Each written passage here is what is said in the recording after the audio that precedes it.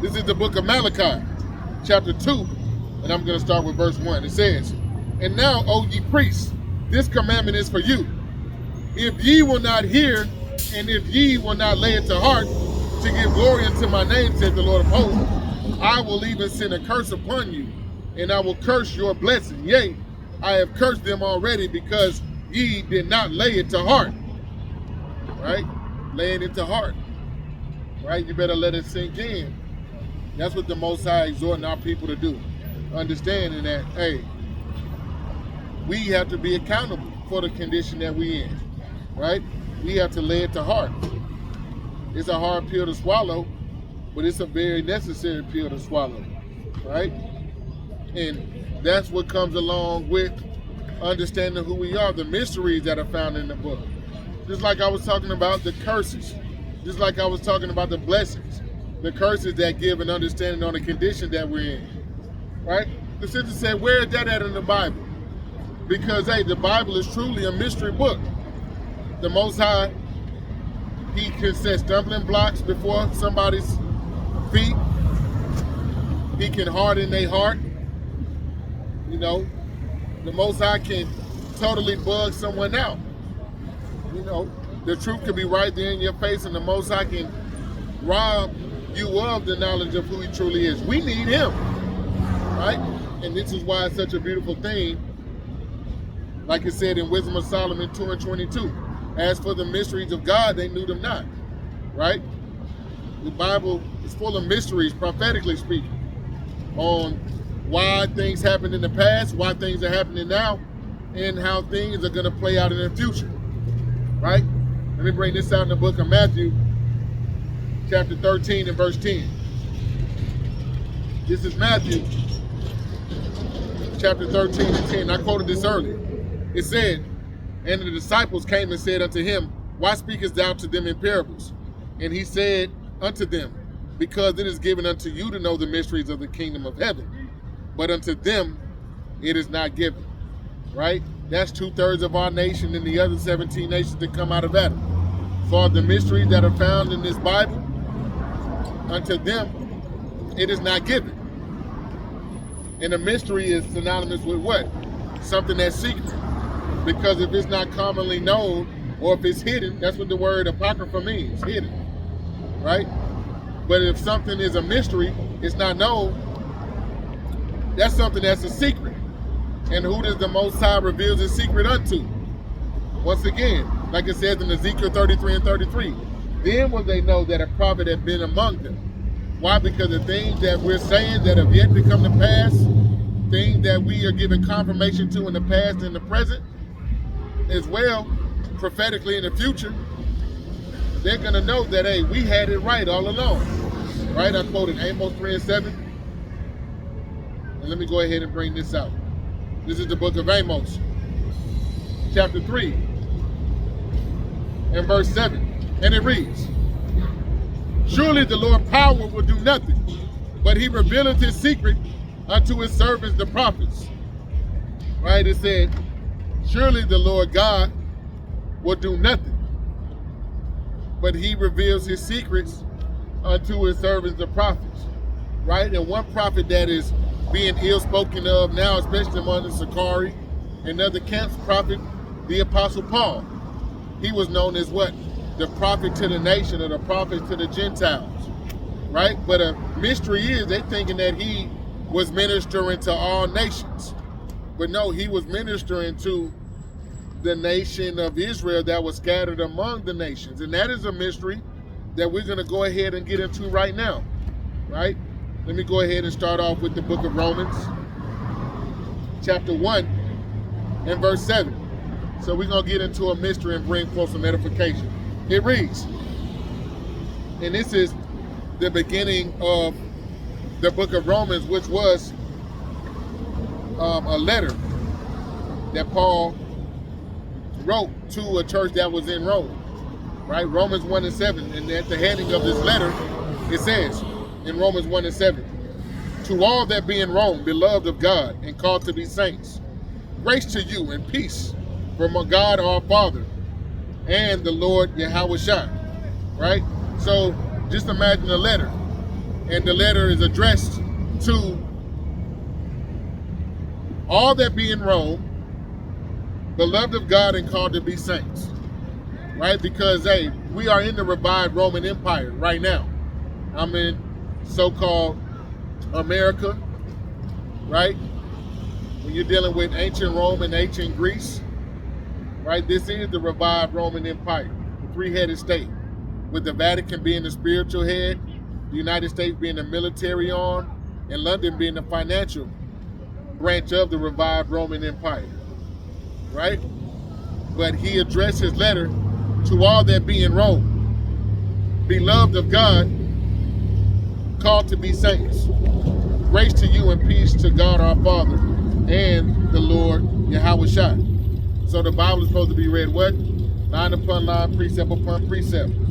Here a little and there a little, right? Here a little in the Old Testament, there a little in the New Testament. But when you read the Bible, there might be one precept that substantiate or give understanding on a mystery that's in one aspect of the Bible. Here in Romans 1 and 7, he addressed this letter to all that be in Rome, beloved of the Most High, called to be saints. So first we're going to address who are the beloved of the Most High, right? Because they'll say that he's a prophet to all nations, the prophets to the Gentiles. No, he was a prophet to the Israelites that were scattered among the nations, and that's what we're going to prove right now. We're going to get into the mystery of the Gentiles, right? A mystery, like it said in Matthew 13 and 10, Wisdom of Solomon 2 and 22. We're going to say what? Why you want to get in? What you got to say? What you got to say? You better repent. Stop playing. Baruch 3 and 36 reads, he has found out all the way of knowledge, and hath given it unto Jacob his servant, and to Israel his beloved. Right? Romans 1 and 7, to all that be in Rome, beloved of God, called to be saints. Right? It said, who are the beloved? Once again, Baruch 3 and 36, it says, he hath found out all the way of knowledge, and have given it unto Jacob his servant, and to Israel his beloved. Hey, that's a mystery that we just gave understanding to. Paul, the prophet to the Gentile, the beloved are Israel. They are the beloved of the Most High. But it doesn't stop there. Who are called to be saints that he was addressing that were in Rome, right? Let me bring this out in the book of Psalms, 148 and 14. Psalms, chapter 148 and 14. Bear with me. To give understanding of who are the saints. Because a lot of people are called Mahatma Gandhi, Mother Teresa, Nelson Mandela. They'll call them saints when they are heathens, according to the Bible. 2 Ezra 6 and 56, Isaiah 40 and 15. Hey, calls them spittle, right? Let me bring out this understanding in Psalms 148 and 14 as it pertains to the saints. Who are the saints? Psalms 148 and 14 reads, he also exalted the horn of his people, the praise of all his saints, even the children of Israel, a people near unto him. Praise ye the Lord. Right? The beloved that are in Rome, called to be saints. The beloved are Israelites. The saints are, once again, Psalms 148 and 14.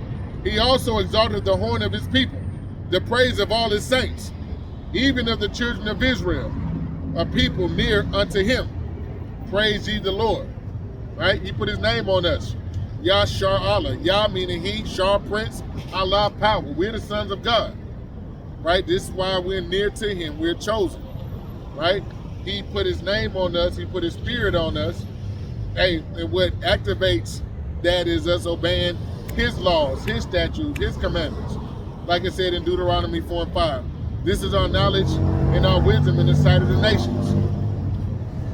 And with that understanding, that's a key component to embodying being the Lord's people.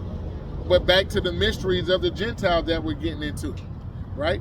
Romans 1:7 to let you know clearly that Paul was addressing Israelites that were in Rome, because they are the beloved of the Most High.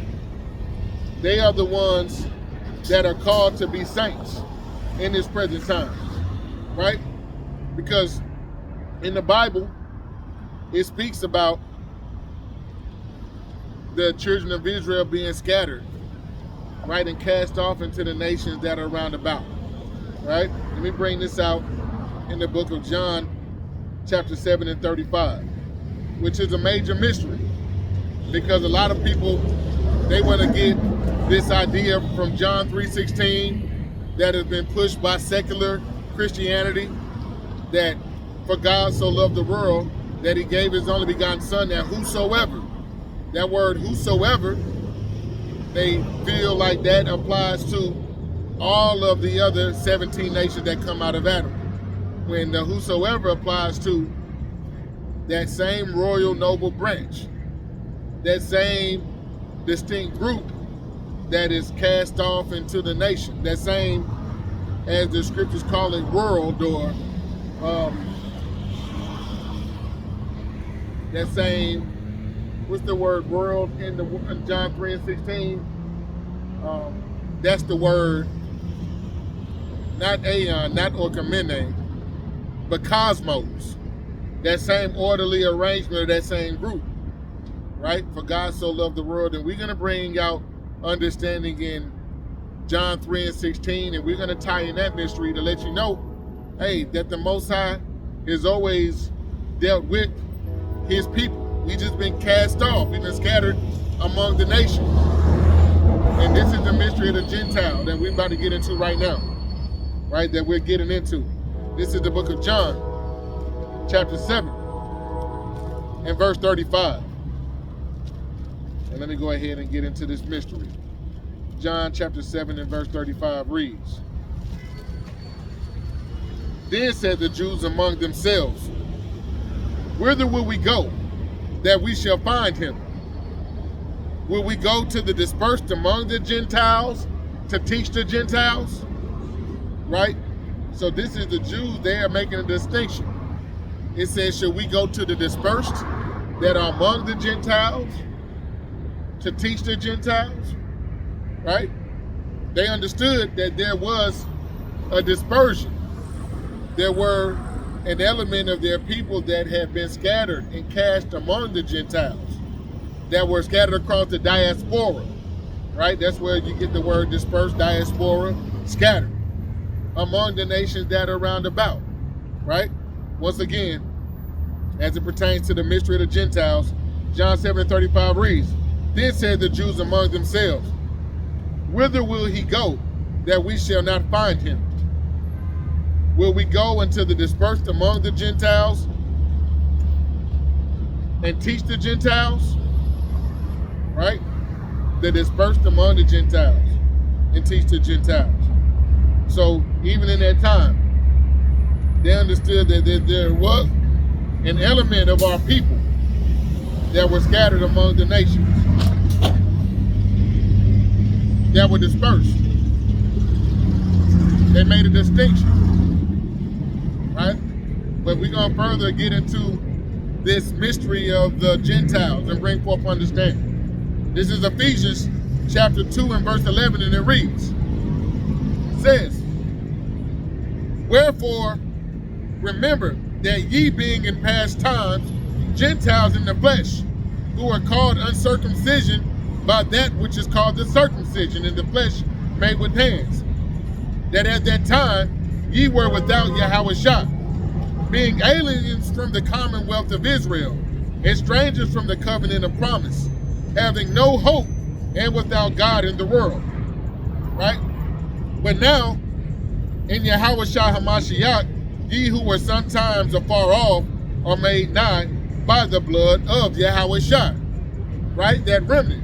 Even though you were scattered, by the Most High being that ultimate sacrifice, that unblemished lamb to bring us back into the fold, to grab us back in, hey, we have the ability to come back into the fold, right? It said, "Wherefore remember that ye being in times past Gentiles in the flesh, right? Not spiritually, but in the flesh, by our ways, by our deeds, by our thoughts, by our pathology, by our actions. That's what made us Gentiles in the flesh. Being scattered among the nations and observing their ways, envying their ways, practicing their ways, right? We were Gentiles in the flesh, right? Wherefore remember that ye being in times past Gentiles in the flesh, and this is Ephesians 2:11. Remember that ye being in times past Gentiles in the flesh, who were called uncircumcision by that which is called the circumcision in the flesh, made by hands, right? Times past, it said that we were called the uncircumcision. Why? Not only because we were literally uncircumcised, there was an element of our people that were observing the laws, statutes, and commandments, not eating pork, not committing adultery, that were following our dress code, that were following our ceremony and our civil laws. And the people that were on the other side, that were dispersed among the nations, they called us the uncircumcision, right? Look how they are behaving themselves, right? We were, as far as spiritually, we're Israel, but in our thoughts and our deeds, we're heathen, you're Gentiles, right? It says that at that time, ye were without Yahushua, being what? Aliens. Alien is synonymous with being a stranger from the commonwealth of Israel, and strangers from the covenant of promise, not having no hope and without God in the world. Fully honorary heathen. Just like in this time, a lot of our people, they'll beat on their chest and say, I'm American. Just like Whack 100. Whack 100 told Tazariak, like, hey, I don't know what y'all doing having those white people bow down, talking about them going into slavery. I'm not an Israelite. I'm an American, right? So he's saying, hey, my rich, biblical, true nationality, even though spiritually I'm Israel, he's saying that I'm an alien from the commonwealth, right? I'm a natural heathen, right? I'm a stranger, right? Because that's what's in America. If you're not professing to be an Israelite from your respective tribe, you're an alien. You're a stranger from the commonwealth, right? It said that at that time, you were without Yahushua, being aliens from the commonwealth and strangers from the covenant of promise, having no hope and without Yahushua in the world. But now in Christ, now in Yahushua HaMashiach, ye who sometimes were far off are made nigh by the blood of Yahushua, right? And what does the scripture say about circumcision? Let me go ahead and tie this in, since we're bringing forth mysteries, right? Because just because you're circumcised, the men of our nation are circumcised on the 8th day and the end of your penis is cut off, that doesn't mean that you will not be counted among the uncircumcised, right? You can be circumcised, go through that physical act, that ceremonial act, but your deeds and your actions and your thoughts must still maintain a certain standard. Otherwise, you'll be a circumcised, uncircumcised man, right? You're circumcised in the flesh, but you're uncircumcised as far as being cut off from our nation, being an honorary heathen, right? What does the Bible say about circumcision? This is Romans chapter 2 and verse 25. It says, for circumcision verily profiteth if thou keep the law. But if thou be a breaker of the law, thy circumcision is made uncircumcision. Therefore, if the uncircumcision keep the righteousness of the law, shall not his uncircumcision be counted for circumcision? And shall not uncircumcision, which is by nature, if it fulfill the law, judge thee, who by the letter of circumcision does transgress the law? Here's the point. For he is not a Jew which is one outwardly, neither is that circumcision which is outward in the flesh, but he is a Jew which is one inwardly, and circumcision is that of the heart, in the spirit, and not in the letter, whose praise is not of men, but of what? Yahweh, why Yahushua, right? That goes back into sincerity, right? that goes back into doing things that are inward, right? This is what people with integrity are going to do. Work out their own salvation, not be hypocrites to be seen of men, right? But as it pertains to Ephesians 2 and 11, like you said, let me bring that out one more time. I had to stop and bring out that edification on circumcision, being in the flesh, right? Those people that were cast off among the nations, aliens to the commonwealth of Israel, like I said, they might not have been able to have a believing mother and father. They might have had a heathen mother and father, like Abraham, right? That were children of God, but by their deeds, they were into the ways of the nations round about. So they might not have gone through the act of getting circumcised. But, hey, if you circumcise what? Your heart, your mind, your spirit. Your uncircumcision is counted for circumcision.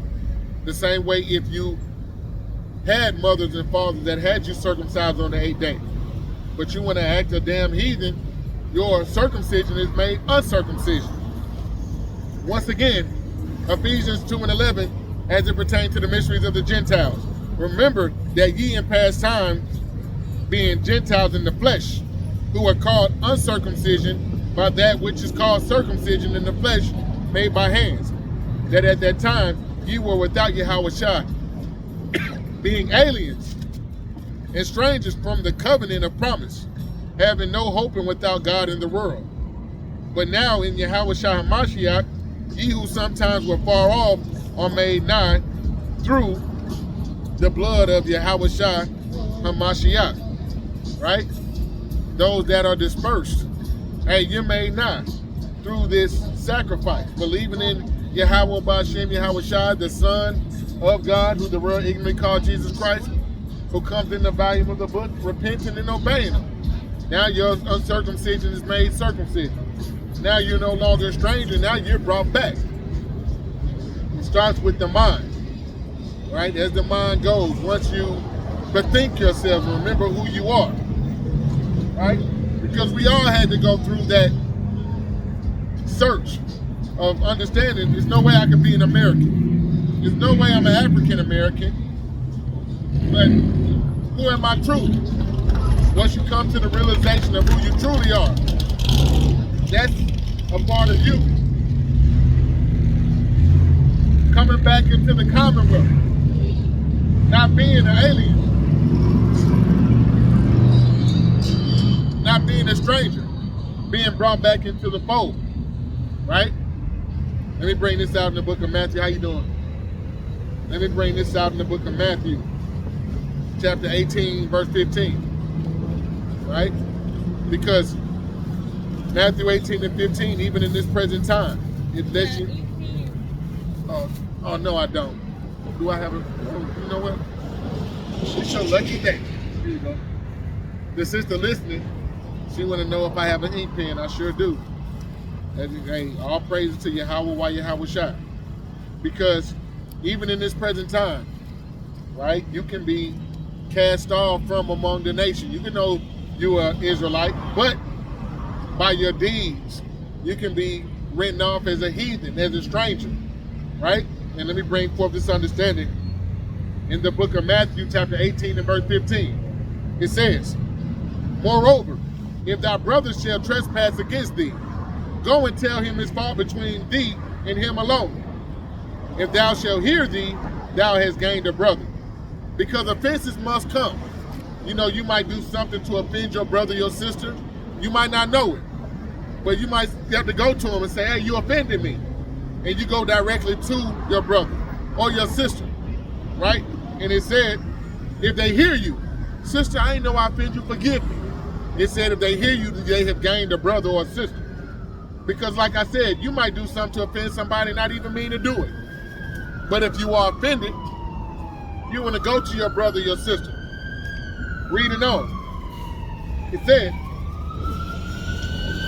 Matthew chapter 18 and verse 16.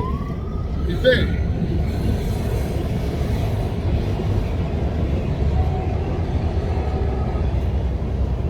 Matthew 18 and 16 reads, But if he will not hear thee, then take thee one or two more, that in the mouth of 2 or 3 witnesses every word may be established.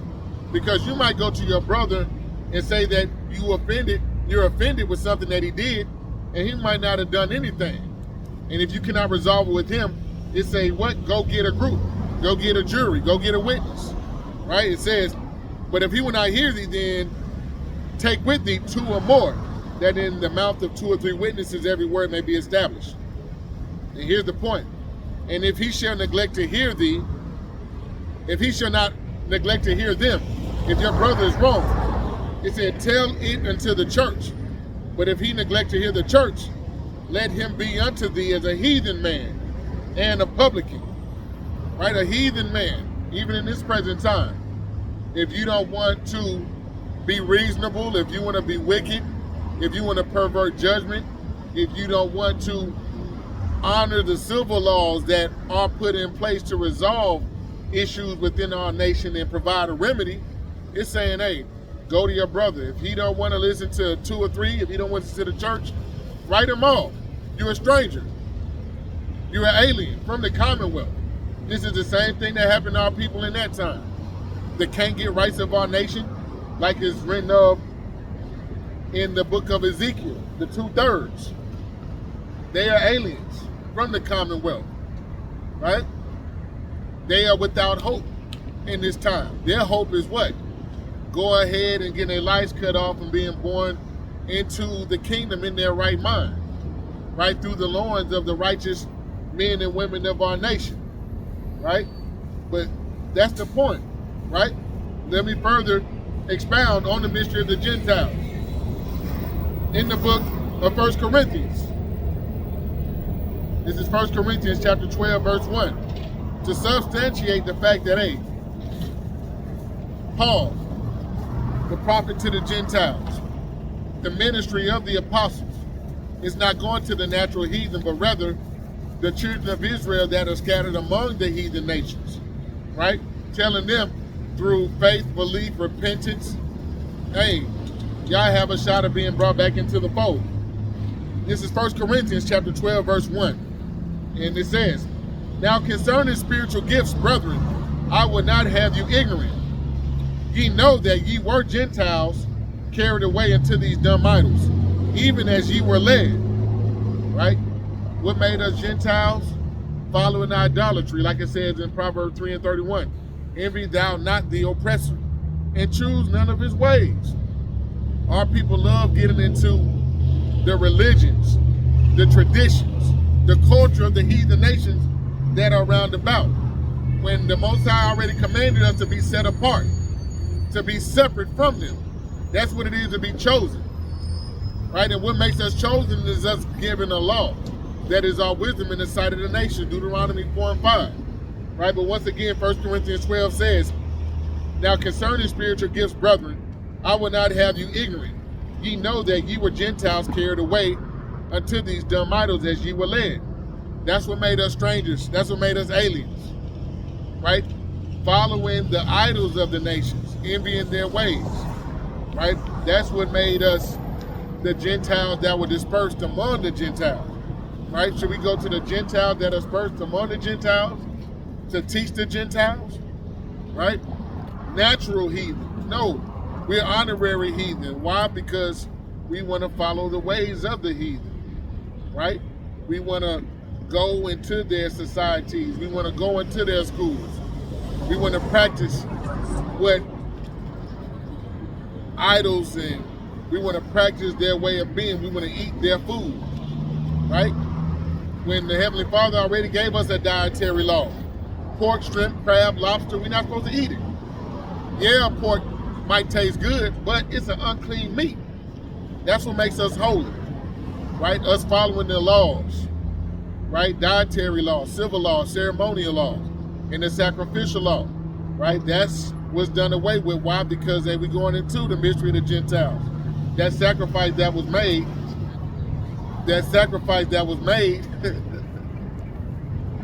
to grab us back into the Commonwealth. The sister sat here the whole time, and when she left, she said, Assalamu alaikum. Hey, well, hot salami bacon to you too. You know what I'm saying? Hey, our people are revolting and gone, man. You know. But 1 Corinthians 12, as it pertains to the mystery of the Gentiles, that's a heavy nugget.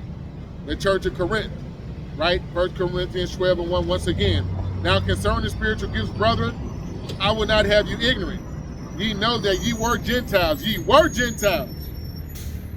carried away into these dumb idols, even as you were led. Right? Now let me jump into the book of James. Matthew 13 and 10. The mysteries. Wisdom of Solomon 2 and 22. That's what we're going into right now. The mystery of the Gentiles. Paul, like I said, the prophet to the Gentiles. No, not to the natural heathen, but to the Israelites that were scattered among the heathen. Right? And we're going into how they were made Gentiles. Right? Not natural heathen, but honorary heathen. Right? This is the book of James, chapter 1 and verse 1. It said, James, a servant of God and of the Lord Yahweh Shai, to the 12 tribes which are scattered abroad, greeting. So just like in Romans 1 and 7, when Paul was addressing his letter to that church, the beloved called to be saints, beloved, Baruch 3 and 36, the saints, Psalms 148 and 14, here in the book of James, he's doing the same thing. James, chapter 1, verse 1. James, the servant of God and of the Lord Yahweh Shai HaMashiach, to the 12 tribes which are scattered abroad, greeting. This is how he headed his letter to that church, right? To the 12 tribes which are scattered abroad, he bid them what? Greeting, right? Just to go ahead and let you know that the prophets and the apostles, they understood that there was a scattering that took place, right? There was a scattering that took place. And the Bible talks about that scattering, right? Let me bring this out in the book of Psalms 44 and 11. Right? Psalms 44 and 11. As it pertains to our people being scattered and dispersed.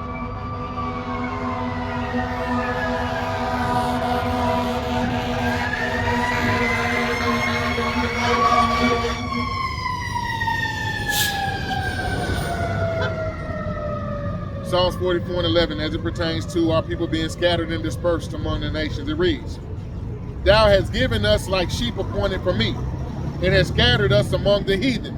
Scattered, dispersed among the heathen, aliens from the commonwealth, strangers, right? Psalms 44 and 11. This is the mystery of the Gentiles. The Bible's a mystery book, right?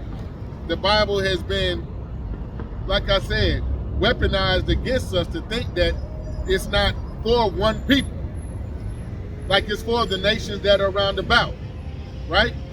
Real quick, let me go ahead and get on the nations round about. What does the Bible say about the other 17 nations that come out of Adam? And we're going to jump right back to the scattering and to the mysteries, but let me substantiate, right, how the Most High feels about the nations round about, while people are trying to manipulate the general public to think that salvation is something that these heathen nations can obtain, right? When the salvation is of the Jews. But let me go ahead and stay in the scriptures. This is the book of 2nd Esdras, chapter 6, and verse 56. 2nd Esdras, chapter 6, and verse 56 reads,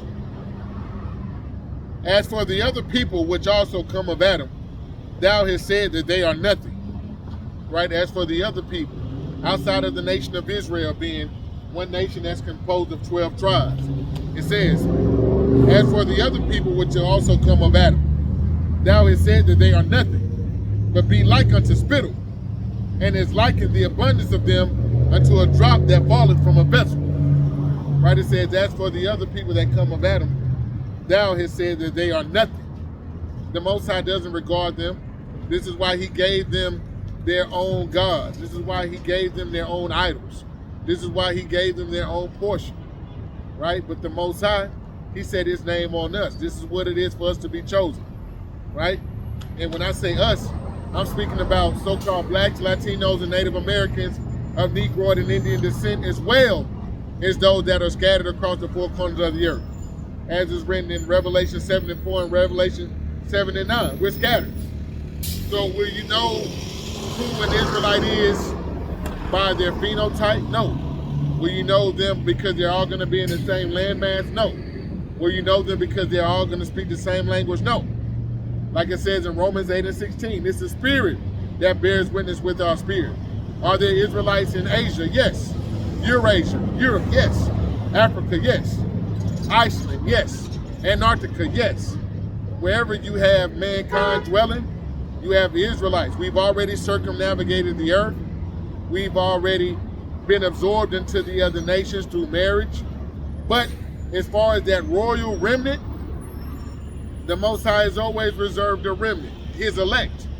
They're going to be across the four corners of the earth, and he's going to sift us from among the nations. But as it pertains to the natural heathen, once again, 2 Ezra 6:56. As for the other 17 nations that come out of Adam, as for the other people which also come out of Adam, thou hast said that they are nothing, but be like unto spittle, and has likened the abundance of them into a drop that falleth from a vessel. And now, O Lord, behold, these heathen, which have ever been reputed as nothing, have begun to lord over us and to devour us. Right? I believe it's Jeremiah 30:16. All they that devour us shall be devoured. Right? That comes with us getting payback. And that's the element of the mystery. Right? With the elect coming back into obedience and the head of the elect being sealed, you're going to have great destruction and great salvation.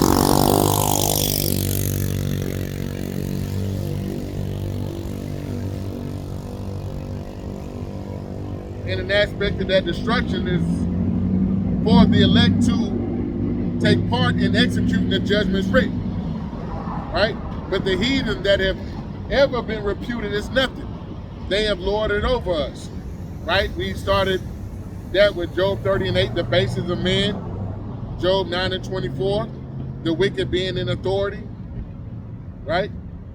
That is the basis of men lording us or over us, right? As for the other people that come out of Adam, the Most High said they are nothing, but be like unto spittle, right?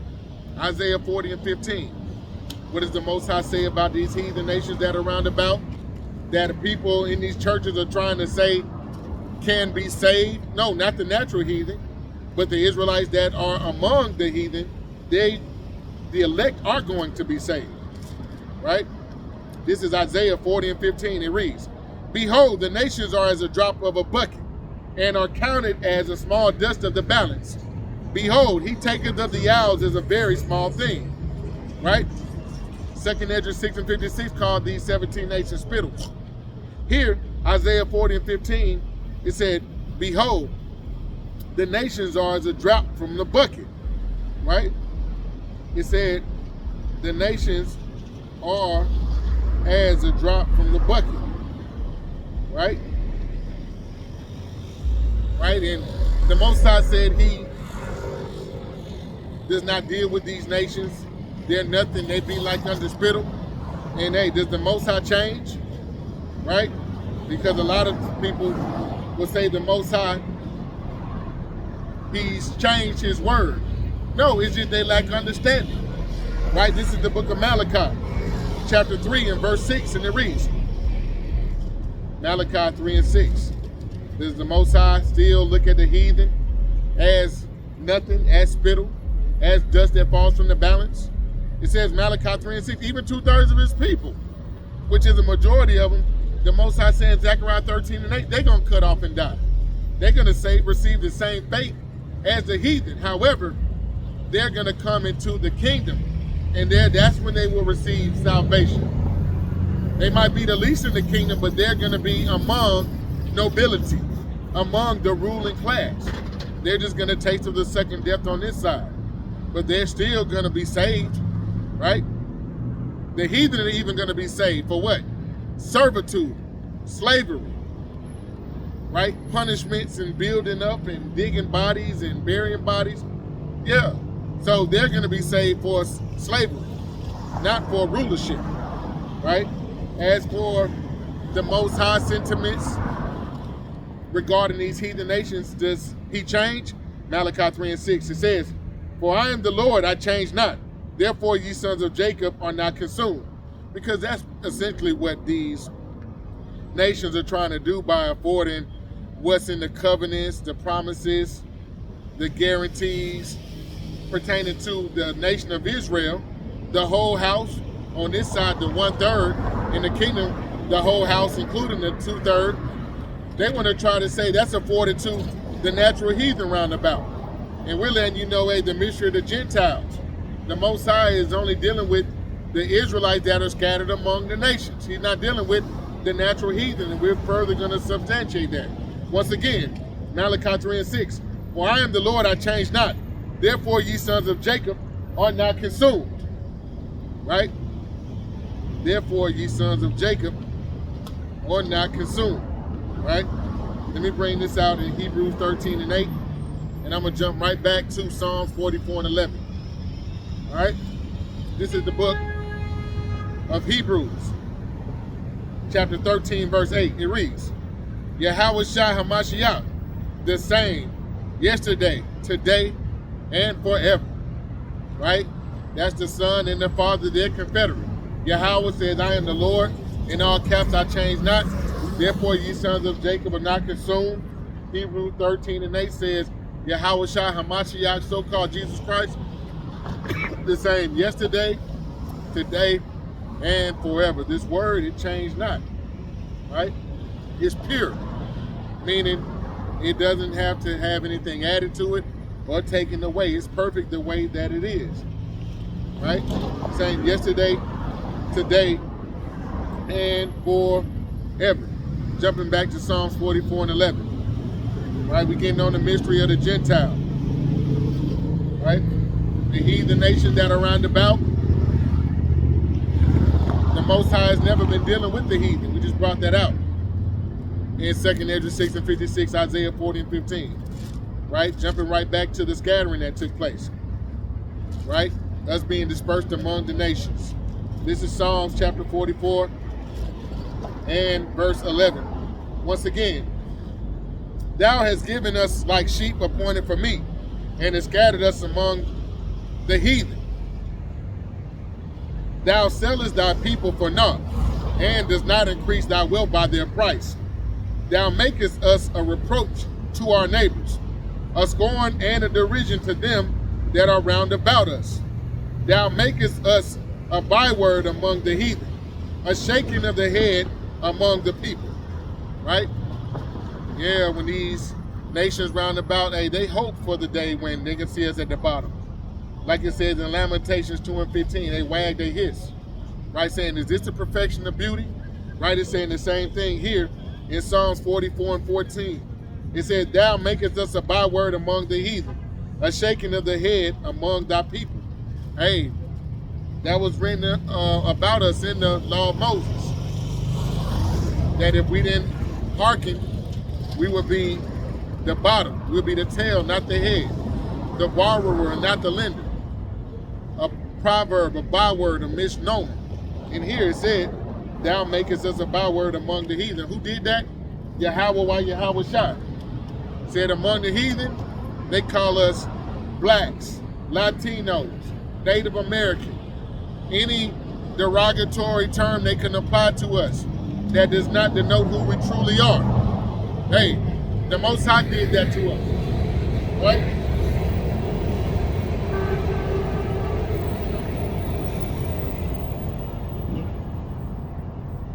They shake their heads, like I said in Lamentations 2:15. They wag, they hiss. Is this the perfection of beauty? There's no way that this is the Lord's people. Right? This is the day that they hope for. Let's cut them off from being a nation, that the name of Israel be no more in remembrance. Right? Y'all not Israelites no more. Y'all don't even have the memory of being Israelites. Y'all are whatever derogatory name or status that we play song, y'all, and y'all gonna wear it with pride. 2/3 of y'all, right? Psalms 44:11, getting into the scattering. Let me bring this out in Isaiah 11:10 to further substantiate that we were scattered among the Gentiles. That's the mystery. Isaiah 11:10 reads, "And in that day there shall be a root of Jesse, which shall stand for an ensign of the people, to which shall the Gentiles seek, and his rest shall be glorious.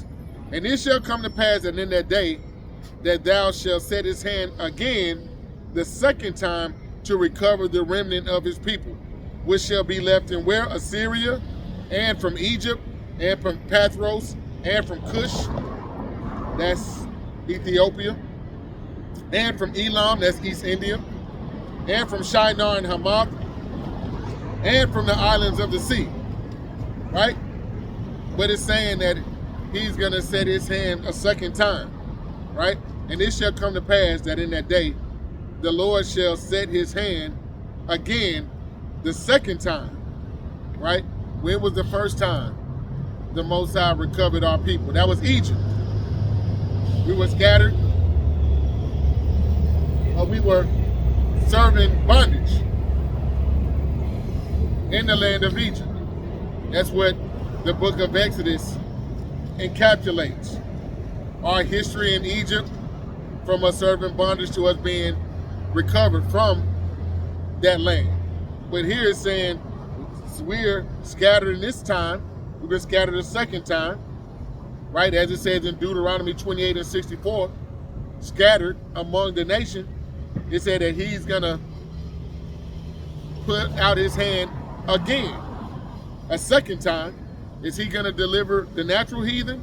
Once again, Isaiah 11:10, "And it shall come to pass that in that day," this is a future prophecy, "that the Lord shall set his hand again the second time to recover the remnant of his people," right? Amos 3 says, "You only have I known of all the families of the earth." So his people, a possessive pronoun, is the same as the beloved written in Baruch 3:36. Who are the beloved? His people. Who are the saints? Psalms 148:14, his people. Isaiah 11:10, "And it shall come to pass that in that day the Lord shall set his hand again the second time to recover the remnant of his people, which shall be left where? Scattered in Assyria, Egypt, Pathros, Cush, Elam, and from Shinar and Hamath," right? "And from the islands of the sea," right? The Most High said he's going to sift us from among the nations in the book of Amos. We're going to get on that in a second. Let me bring this out in the book of Ezekiel, right? 11:16, real quick. We getting on the scattering. Ezekiel 11:16 reads, "Therefore say, thus saith the Lord power, although I have cast them far off among the heathen, and although I have scattered them among the countries, yet will I be to them as a little sanctuary in the countries where they shall come. Therefore say, thus saith the Lord power, I will even gather you from the people, and assemble you out of the countries where ye have been scattered, and I will give you the land of Israel. And they shall come thither, and they shall take away all the detestable things thereof, and all the abominations thereof, and from thence," meaning the idols, meaning all the idolatry, meaning all of the lewd, lascivious, wicked acts, right? That's what's going to come with us being assembled, right? And us being brought back into the land of Israel. Us being cleaned from all of our filth that we picked up, learned, and adopted from being amongst the natural heathen. Once again, Ezekiel 11:16 reads, "Therefore say, thus saith the Lord power, although I have cast them far off among the heathen," right? This is a mystery of the Gentiles. The Most High is always making a distinction. I've cast them far off among the heathen, right? So you're going to have the natural heathen. Then you're going to have Israel that are dispersed among the heathen. Just like in this present time. Are there Israelites in London? Yes. Are there natural heathens in London? Yes. Are there Israelites in America calling themselves American? Yes. They're in a Gentile state of mind. But spiritually, they're Israel, right? Ideology, mentally, the pathology they have is that of an American. You know, going back to WAC 100, like he told Tazaria. He said, hey, I don't get into that Israelite stuff. I'm an American. Just to go to show that, hey, he's an alien from the Commonwealth. He's an honorary heathen. He's an honorary heathen that's not trying to come back into the Commonwealth, right? Once again, Ezekiel 11:16. Therefore say, thus said the Lord power, although I have cast them far off among the heathen, and although I have scattered them among the countries, yet will I be to them as a little sanctuary in the countries where they shall come. That's the remnant. They represent a little sanctuary. If you go to Asia, you got a bunch of natural heathen there, a bunch of gooks. But among them, you got a little sanctuary, right, of Israelites that Spirit bear witness that they are not those natural heathen. They're going to come back into the fold. They're going to have the Spirit of Yahweh Yahweh Shah on them. They're going to be strange and peculiar. They're not going to fit in. The curses are going to be sticking to them like white on rice. See what I'm saying? It says, therefore, thus said the Lord power, I will even gather you from the people and assemble you out of the countries whither ye have been scattered. And I will give you the land of Israel. And they shall come thither, and they shall take away the detestable things thereof, and the abominations thereof from thence. And I will give them one heart, and I will put a new spirit within you.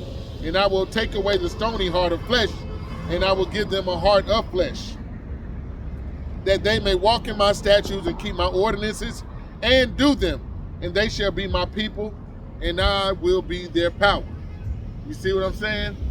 They will be my people, and I will be their power. Let me bring this out in the book of Joel, the 3rd chapter, as it pertains to the scattering. Joel, the 3rd chapter. Joel 3:1 reads, for behold, in those days and in that time will I bring again the captivity of Judah and Jerusalem, and I will gather all nations and will bring them down into the valley of Jehoshaphat, and I will plead with them there for my people and for my heritage Israel, whom they have what? Scattered among the nations and parted my land. And they have cast lots for my people, and have given a boy for a harlot, and sold a girl for wine, that they may drink. Right? But the point is that these nations, I will also gather, once again, Joel chapter 3 and 2, I will also gather all nations, and I will bring them down into the valley of Jehoshaphat. That's Yahweh Shaphat, Yahweh's decision in the Middle East, World War III. It says, and I will plead there for my people and for my heritage Israel, whom they have scattered among the nations and parted my land. Right? We're going into the mystery of the Gentiles. Right? That's what we're touching on right now. Right? The understanding that the Most High sent his Son not to save the whole world, but his people that were scattered among the natural Gentiles. Right? And we get into the scattering right now. Right? Let me bring this out in the book of Jeremiah 9 and 15. And thank y'all for sticking with me and being edified. Jeremiah chapter 9 verse 15 reads, therefore, thus saith the Lord of hosts, the God of Israel, behold, I will feed them, even this people, with wormwood, and give them water of gall to drink. I will scatter them also among the heathen, whom neither they nor their fathers have known. And I will send a sword after them, till I have consumed them. Right? This is a part of the curses. Right? He said in Jeremiah chapter 9:16, I will scatter them also among the heathen. So you're going to have the natural heathen, then you're going to have the remnant that is dispersed among the heathen across the four corners of the earth. This is who Paul's ministry was going to, not the natural heathen, but the beloved called to be saints that we're speaking of, right? John 7 and 35, Ephesians 2:11, Romans chapter 2 verse 25 touched on it. Matthew 18 and 15 got into how you can become a heathen by your works, by your deeds. 1 Corinthians the 12th chapter it went into the letters that were written to those that were scattered. James, he was, how you doing, brother? James was actually addressing those same scattered, dispersed Israelites that had envied their oppressors and fallen away into lewdness, idolatry, adultery, lasciviousness by following the ways of the nations that are round about. Right? Y'all are honorary heathen. But through the sacrifice of Yahweh Shah HaMashiach, hey, we've been brought nigh again. Right? I'm evident of that. At one point, I thought I was a black man, African American, but after I bethunk myself, remembered who I was, hey, faith was ignited. Faith along with the works, now with boldness, right? He said the righteous are as bold as lions, the wisdom of Solomon in the 5th chapter. With boldness and with great authority, I know exactly who the hell I am. I know why we got here. I know why we're in this condition. And through the power and spirit of this prophetic word of God, how we're going to get out of this condition. By Hashem, Yahweh, while Yahweh shot. I know exactly. You can't tell me otherwise. I'm fully persuaded in my own mind, hey, that this is the truth. Right? Let me bring this out in the book of Baruch 3 and 8 as it pertains to the scattering. Right? It just hit. Baruch chapter 3 verse 8 reads, behold, we are yet this day in our captivity, where thou hast what? Scattered us. Where thou hast what? Scattered us for a reproach and a curse, and to be subject to payments according to all the iniquities of our fathers, which departed from the Lord our power. Right? And this is a delusion that a lot of our people are still in. They think that they're free. Right? Emancipation Proclamation. They don't even know what the word emancipate means. Right? Baruch 3 and 8 says, behold, we are yet this day in our captivity, where thou hast scattered us for a reproach and a curse. Right? It's like I was bringing out Lamentations 4 and 15. The nations, they wag, they hiss. Is this a profession of beauty? I believe it was Jeremiah 15. Said the nations, they shake their head. Right?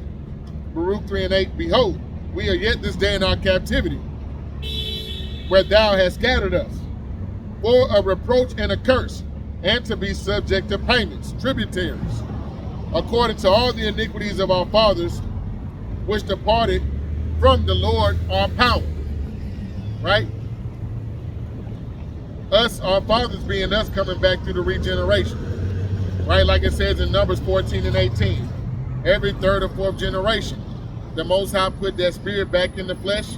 Reincarnate, meaning back, incarnate, meaning back, carnate mean flesh. We'll go back into the flesh, the spirit, to come back to do what? Play out another judgment. Let me bring this out in the book of Ezekiel, chapter 36 and verse 17. This is the book of Ezekiel, chapter 36. And I'm going to start with verse 17. The scattering as it relates to the mystery of the Gentiles. Ezekiel 36 and 17 reads, Son of man, when the house of Israel dwelt in their own land, they defiled it by their own way and by their doings. Their way was before me as the uncleanness of a removed woman. You know, if a woman commit adultery on her husband, she get that bill of divorce, the bitch got to get out the house. Right? We are those bitches. We are those unclean, sorry, foul women that have been given the bill of divorce to this day. Yes, we're prisoners of hope. We understand that we have faith in the prophecies, right? And the prophecies are playing out to the point where we know that our redemption draweth nigh, but that still does not negate the fact that we are still cast off. We're still those dirty whores, right? The whole head is sick, and the Most High is sending his son with healing in his wings. Once again, Ezekiel 36 and 17, Son of man, When the house of Israel dwelt in their own land, they defiled it by their own way and by their doings. Their way was